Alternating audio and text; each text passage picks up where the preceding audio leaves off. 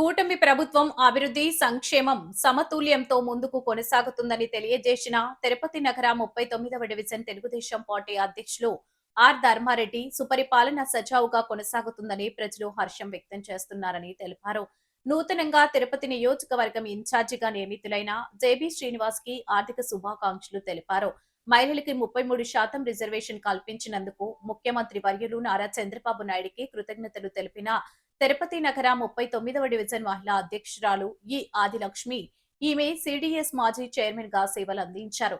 Telugu Desam party నందు మహిళలకు అధిక ప్రాధాన్యత కల్పిస్తున్నారని, మహిళలను గౌరవించే పార్టీ ఒక్క తెలుగుదేశం పార్టీ మాత్రమేనని తెలియజేసిన తిరుపతి నగర 39వ division general secretary P Radhika అనంతరం కూటమి పరిపాలనలో జరిగినటువంటి పలు అభివృద్ధి కార్యక్రమాల గురించి తెలియజేస్తూ ప్రసంగించారు.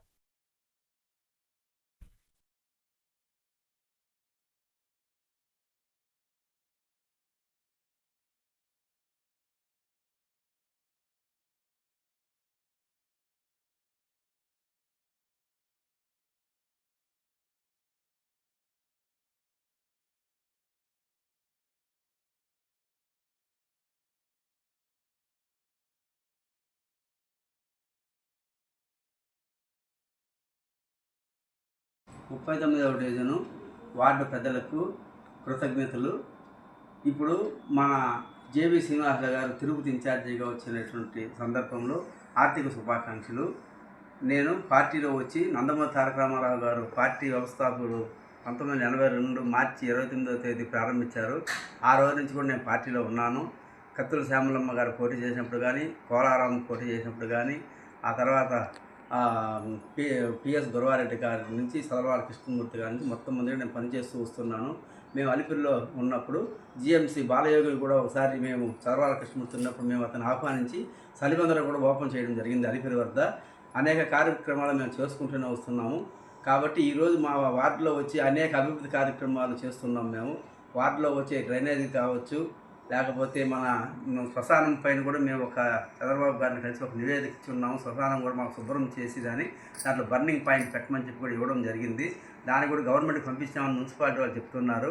అదే కాకుండా వచ్చి మాకు వచ్చేసి ఇక్కడ మాకు ఒక శక్తి భవనం ఒకటి నిర్మించడం జరిగింది. ఆ శక్తి భవనం పైనే ఒక సచివాలయం నిర్మించాలి, సచివాలయం మార్చాలని కూడా మేము చంద్రబాబు గారికి వినిపించుకున్నాము. అది కూడా చేస్తామని చెప్తున్నారు. అనేక కార్యక్రమాలు ఈరోజు సంక్షేమ పథకాల్లో ఒక భాగంగా పెన్షన్లు వృద్ధులకి, వితంతువులకి 3,000 రూపాయల పెన్షన్ నుంచి 4,000 రూపాయలు ఇవ్వడం జరిగింది. ఆ తర్వాత వచ్చేసి దివ్యాంగులకు వచ్చేసి 6,000 రూపాయలు ఇవ్వడం జరుగుతుంది.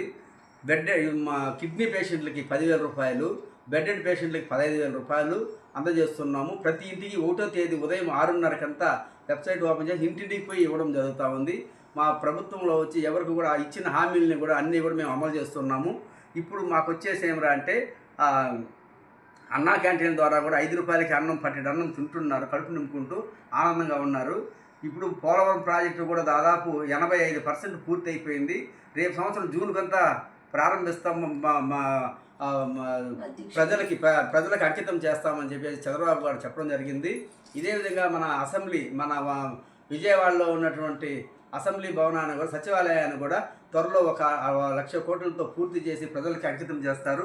వైజాగ్లో కూడా అనేక పరిశ్రమలు, గూగుల్ అయితేనేమి, మెటల్ అయితేనేమి, అనేక టీసీఎల్ అయితేనేమి, రిలయన్స్ అయితేనేమి, అనేక సంస్థలు కూడా వైజాగ్లో వచ్చి ఈరోజు అనేక కంపెనీలు వస్తున్నాయి.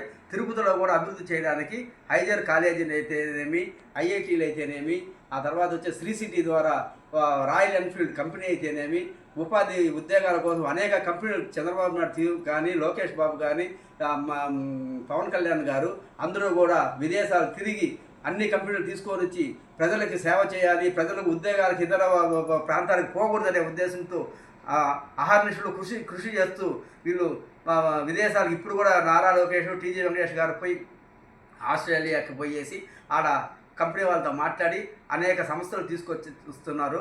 ఇదే విధంగా వచ్చేసి మనకేమిటంటే అభివృద్ధే ధ్యేయంగా, అభివృద్ధి జరిగితేనే మన రాష్ట్రం అభివృద్ధి చెందుతుంది. రాజధాని రాష్ట్రం ఉండకూడదు, రాజధాని ఉండాలి.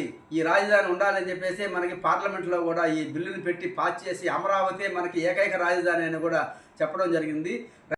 బీసీలకు ప్రాధాన్యత ఇచ్చిన పార్టీ మన తెలుగుదేశం పార్టీ.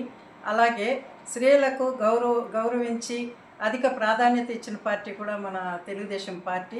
ఇంతటి గౌరవాన్ని ఇచ్చి అధిక స్థానంలో నిలబెట్టిన మన తెలుగుదేశం పార్టీకి, అలాగే గౌరవనీయులైన మన ముఖ్యమంత్రి చంద్రబాబు నాయుడు గారికి ధన్యవాదాలు తెలియజేస్తున్నాను. స్త్రీశక్తి పథకం కింద ఉచిత బస్సు ప్రయాణం స్త్రీలకు చాలా అనుకూలంగా ఉంది. చిరు వ్యాపార మహిళలకు 33% రిజర్వేషన్ కల్పించినందుకు చంద్రబాబు నాయుడుకి ధన్యవాదాలు. మన ఆడవాళ్ళని గౌరవించి ఎంతో అభివృద్ధికి తెప్పించిన అన్నగారిని ఈ జీవితంలో ఎప్పటికీ మర్చిపోకుండా మేము అన్ననే నమ్ముకొని ఉన్నాము. ఈ పార్టీలోనే మేము ఉండాలని మేము 40 ఏళ్ళుగా కూడా పోరాడుతున్నాము. కాబట్టి మా ఆడవాళ్ళకి అంత అండగా ఉండేది మన చంద్రబాబు అన్నే. స్త్రీశక్తి పథకం ద్వారా మహిళలకు ఉచిత బస్సు కల్పించడం, ఉద్యోగస్తులు, కూలి పని చేసుకునే వాళ్ళు ప్రతి ఒక్కరు కూడా ఈ ఉచిత బస్సు వల్ల ₹1 మిగలబెట్టుకొని వాళ్ళ కుటుంబ పోషణ జరుపుకుంటున్నారు. కాబట్టి ప్రభుత్వం ఎంతో పేద ప్రజల పక్షాన నిలబడి ఈ పథకాన్ని తేవడానికి అందరూ కూడా హర్షం వ్యక్తం చేస్తున్నారు.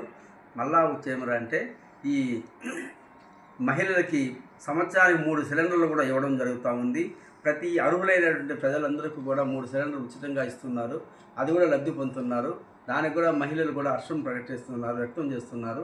కాబట్టి మనం ఏమరా అంటే మళ్ళా మనకు తెలుగుదేశం ప్రభుత్వం రావాలని, తెలుగుదేశం ప్రభుత్వం కూటమి ప్రభుత్వం ఉండాలని, మళ్ళీ ఎన్డీఏ ప్రభుత్వమే మళ్ళీ వచ్చి మనకి అందరికీ కూడా మంచి చేయాలని కూడా ప్రజల తరఫున కోరుకుంటూ, ప్రజలందరూ కూడా మళ్ళీ మా చంద్రబాబు నాయుడికి ఓటు వేసి అత్యధిక మెజార్టీతో ఈసారి గెలిపించాలి. ఆ 11 సీట్లు కూడా రాకుండా మళ్ళీ మనకి 170 సీట్లు వచ్చేట్టుగా మనకి ప్రజలందరూ కూడా సహకరించాలని కూడా కూటమికి అందరూ కూడా అండదండలు కల్పించి మంచిగా మాకు గెలిపించాలని కూడా ప్రజలను కోరుకుంటున్నాము.